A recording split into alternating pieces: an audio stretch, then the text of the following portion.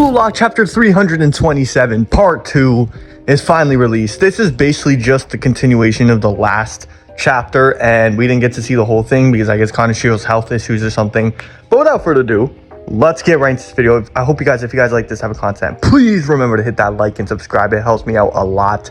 And yeah, man, without further ado, let's get right into this video. So the chapter starts off with Kira immediately recognizing Nagi as the guy who scored the 5-stage revolver, and that's very interesting to me. I love to see an interaction between Nagi and Kira. I feel like these characters are just very, very similar, given as they've both been geniuses in their lifetime. So it feels nice to see an interaction between these two. But then we see the new character, who's Shindo, who says, the guy who barely failed in the rankings. A question mark said, wait, why is he even starting here? And then Shigeo Mizuki says, in the beginning? Ah, that's it. Shindo then looks around and says, so, there are 13 people in this room. Got it. And we see Nishioka in this room, so maybe we'll get to see Nishioka finally play.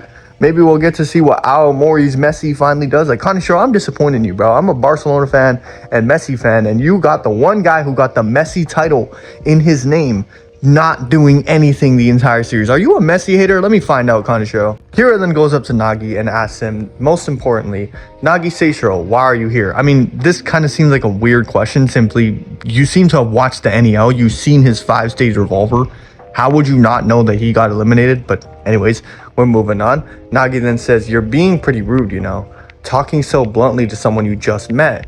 Kira says, sorry, but I want to know more about the guy who fought that damn Isagi. Nagi then asks Kira if he hates Isagi, and Kira just jumps the gun right away and says, yes, I hate Isagi. I hate him so fucking much. Then Burū comes on and the camera is behind and says, hey, my dear geniuses, all set, you ready? Burū, can you stop? You're not Ego, bro. You're not Ego. Stop this shit. Burū then says, the first selection of side B will be a bird cage. Rules are simple. The person chosen now will pick one partner. Those two will become the birds.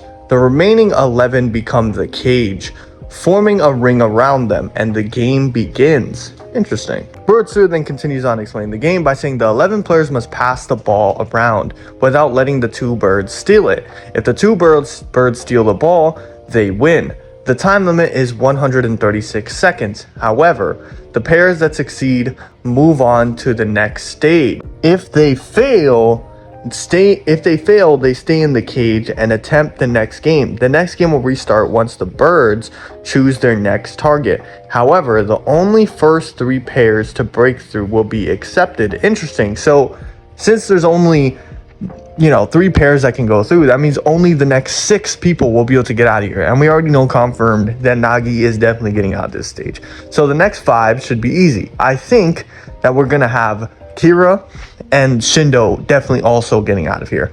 Maybe Aomori's Messi as well. You never know. Burū then says, the bird is you, Nagi Seishiro. And we see Nagi flexing his muscles, bro. You can literally see the aura just emanating off of him as he flexes with his aura. He's like, I see.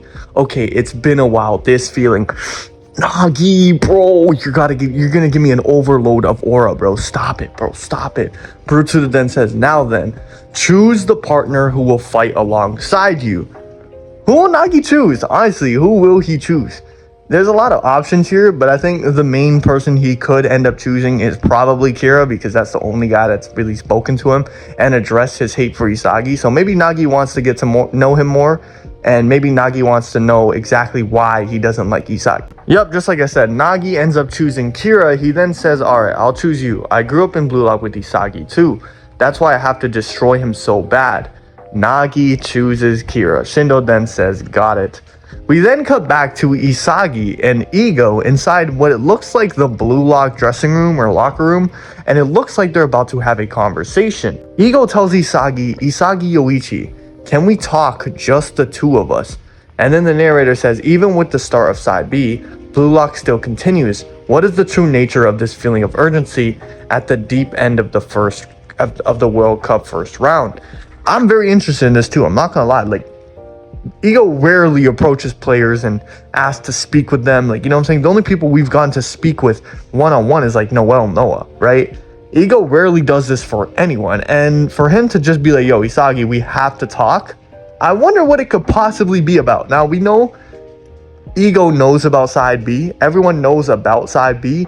So it can't possibly be about that. I'd say it could be about the next game as well. Talking about Hugo, maybe we'll get more information on Hugo and how he could possibly be a threat to Isagi. Maybe reviewing game tape on him or something like that. I'm not really sure. But guys, I'm pretty excited for these next chapters because Kira and Nagi just seem like a very interesting duo. Now, I did make an initial prediction of Kira not making it, but I think I was only calculating that because I thought that only 2 people could make it out of this, and Sai was already one of the side B. But it looks like I'm wrong, and Sai isn't one of the side B, and there is going to be 3 selections here. Now, Kaneshiro is trying his hardest to make this not the most obvious thing of all time, you know, like I definitely cannot tell who the 3 players are that are going to get out of this side B, but honestly, I'm just glad that my boy Nagi's going to get back into this. And like I said, I'm very interested in Nagi and Kira's dynamic going forward. You know, I think Nagi is just like, he doesn't really hate Isagi or doesn't really hate Blue Lock, but hearing it from someone who actually does might change his perspective a bit. You never know. Or maybe Kira could really evolve and learn his ego just like how Nagi had to learn his own. I'm not really sure, but shit, I'm very interested to find out where this is gonna go. And yeah, man, I hope you guys all like this video. Please remember to leave your comments down below about this chapter. What did you think about the developments currently in the story, the future, where could this go? Let me know all of that. I'm interested to hear it. Yeah, man, I hope you guys all have a great day or night wherever you are. Please remember that like and subscribe button. It helps me out a lot, and bye-bye.